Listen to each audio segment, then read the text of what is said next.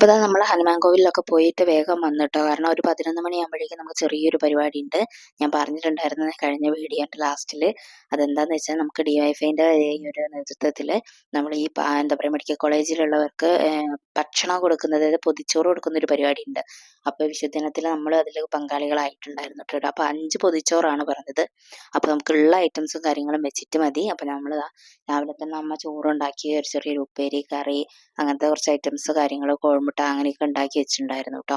അപ്പോൾ നമ്മൾ വന്നതിന് ശേഷം പൊതിച്ചോറൊക്കെ സെറ്റാക്കി ആദ്യം 5 ഇലകൾ അവിടെ വെച്ചു.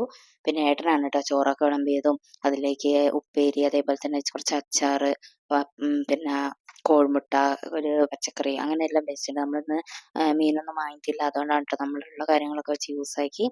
പിന്നെ എന്താണ് പറ്റുന്ന രീതിയിൽ, കാരണം 11 മണിയാകുമ്പോഴേക്കാണ്. അതിനിടയ്ക്ക് രാവിലെ കണി വെച്ചു. പിന്നെ മക്കളുണ്ട്, അവരൊക്കെ സെറ്റാക്കി അമ്പലത്തിൽ പോയി ഒക്കെ വന്നിട്ട് നമുക്ക് ടൈം അത്രയേ ഉള്ളൂ. വിഭവങ്ങളൊന്നും വെക്കാനുള്ളൊരു ടൈമോ കാര്യങ്ങളോ ഒന്നുമില്ല. എന്നാലും പറ്റുന്ന രീതിയിൽ നല്ല രീതിയിൽ തന്നെ അത് കൊടുത്തു വിട്ടു കേട്ടോ. അപ്പോൾ അത് ആ പൊതിച്ചോറൊക്കെ ആയിട്ട് നല്ല കറക്റ്റായിട്ട് പൊതിഞ്ഞ് ഞാൻ എല്ലാത്തിനും ജസ്റ്റ് ഒരു റബ്ബർ ബാൻഡ് കൂടി ഇട്ട് കൊടുത്തു കേട്ടോ, പൊതിയൊന്ന് അഴിഞ്ഞു പോകാണ്ടിരിക്കാൻ വേണ്ടിയിട്ട്.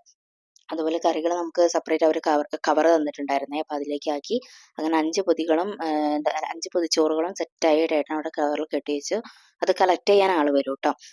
അതിനുശേഷം നമ്മൾ ഉച്ചയ്ക്ക് ചോറും കാര്യങ്ങളൊക്കെ കഴിച്ചു വന്ന് ജസ്റ്റ് കിടന്നുറങ്ങുകയൊക്കെ ചെയ്തു. കാരണം വെളുപ്പിനെ 3 മണിക്ക് എഴുന്നേറ്റാണ്. അതിനുശേഷം നമ്മളിതാ ബേക്കറിയിലൊന്ന് പോയി. കാരണം നമുക്ക് മാമൻ്റെ വീട്ടിൽ പോകാനുണ്ട് കേട്ടോ. അപ്പോൾ നമ്മൾ എട്ടാരണ്ടിലെ ബേക്കറി എനിക്ക് തോന്നുന്നു വിഷുവായിട്ട് ഒരു 3 ദിവസം മുന്നേ ഓപ്പൺ ആയതാണ്. നമ്മൾ അവിടെ കയറി കുറച്ച് സാധനങ്ങളൊക്കെ വാങ്ങിച്ചു. നല്ല ബേക്കറിയാണ്, നല്ല പാർക്കിംഗ് സൗകര്യമുണ്ട്. അപ്പോൾ നമ്മൾ അവിടെ കയറി, അവിടെ എന്താ പറയുക കൂൾ ബാറും കാര്യങ്ങളൊക്കെ ഉണ്ട് കേട്ടോ. അങ്ങനെ നമ്മൾ മാമൻ്റെ വീട്ടിലോട്ട് പോയി.